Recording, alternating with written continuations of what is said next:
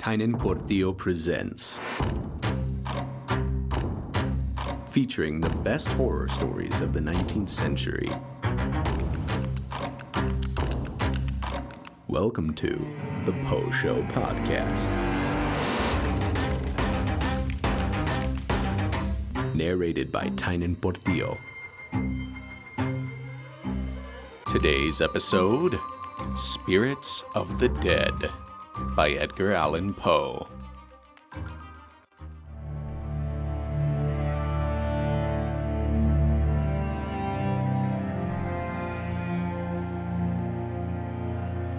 Thy soul shall find itself alone mid dark thoughts of the gray tombstone.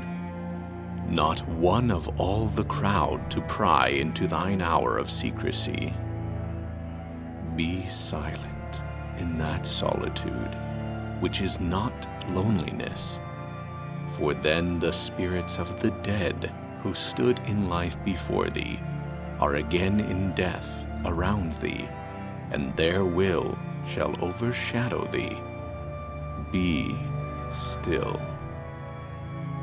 The night, though clear, shall frown, and the stars shall look not down from their high thrones in the heaven, with light like hope to mortals given. But their red orbs, without beam, to thy weariness shall seem as a burning and a fever which would cling to thee forever. Now our thoughts thou shalt not banish. Now our visions ne'er to vanish. From thy spirit shall they pass no more, like dewdrop from the grass. The breeze, the breath of God, is still, and the mist upon the hill, shadowy yet unbroken, is a symbol and a token. How it hangs upon the trees, a mystery of mysteries.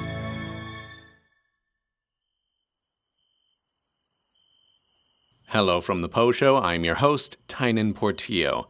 Before anything else, I have an announcement, big announcement. The Poe Show YouTube channel has its first video up today, which is a review of the Netflix show The Fall of the House of Usher. Be sure to give that a watch today on the Poe Show YouTube channel to see just how accurate the show is to Poe's original works, only on the Poe Show YouTube channel. Link in the description.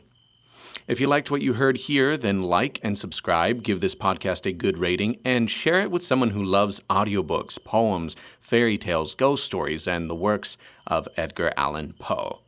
And if you'd like to hear a specific story on the podcast, then comment it on the Poe Show YouTube channel, send a text to the podcast using the link in the description, or email poeshowpod@gmail.com. This poem, like many from Edgar Allan Poe, explores the nature of death and the solemnity that the living have for it.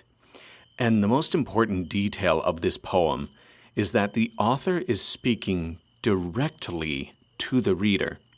It's not describing a city or an event or fictional characters. It almost seems to be striving to teach the reader about the spirits of the dead. Each idea is separated into its own stanza, seemingly representing a phase of some kind. Now it states that you will, not that you may, but you will, contemplate the nature of death at one point and feel alone. This is an important time that no one else can interrupt, not one of all the crowd to pry into thine hour of secrecy. A scary situation then occurs. You are alone, in silence and solitude, and you are prompted to stay silent, to stay in the reverence of the fragility of life and death. But it's also comforting, because in the previous stanza, the reader is alone and now is surrounded by those they have lost in death. And the bit about the stars not looking down from their thrones demonstrates that there is a romanticized idea of death that needs to be challenged. or it will become a burning and a fever to you forever. Now, I had to research what the next stanza meant by now our thoughts thou shalt not banish, visions ne'er to vanish. And I read an analysis that had a pretty negative interpretation of it, and I have to say I disagree. The author of the analysis argues that Poe is saying a soul is nothing more than memories, fading like a dewdrop from the grass. I disagree because the poem specifies, now our thoughts thou shalt not banish, visions ne'er to vanish, from thy spirit shall they pass. In my opinion, the poem is talking more about the questions that one asks about death being answered.